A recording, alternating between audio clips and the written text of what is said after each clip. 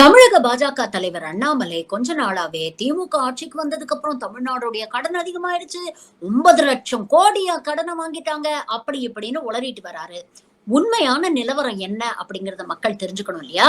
ஒரு மாநிலம் அதன் மொத்த வருவாயில், அதாவது ஜிஎஸ்டிபில 29.1% வரை கடன் வாங்கலாம் அப்படின்னு 15th பினான்ஸ் கமிஷன் நிர்ணயித்திருக்கிறது.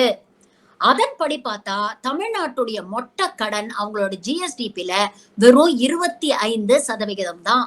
அதாவது நிர்ணயிக்கப்பட்ட அளவுடைய கம்மி. ஆனா ஒன்றிய அரசு இந்த கடந்த 10 ஆண்டுகள்ல மோடி ஆட்சிக்கு வந்ததுக்கு அப்புறம் 181 லட்சம் கோடி கடன் வாங்கியிருக்குது. இது மொத்த நாட்டோட ஜிடிபில எவ்வளவு சதவீதம் தெரியுமா?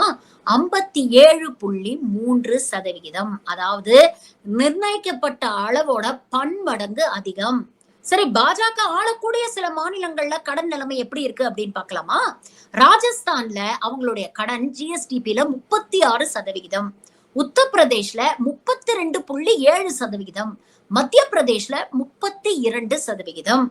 இதுல இன்னொரு வேடிக்கை என்னன்னா, நம்ம கிட்ட இருந்து வரி வரி அப்படின்னு புடுங்கி இந்த மாநிலங்களுக்கு தான் அதிகமா ஒன்றிய அரசு வாரி வாரி வழங்குது. அதையும் மீறி இந்த மாநிலங்கள் இவ்ளோ கடன் வாங்கியிருக்குது.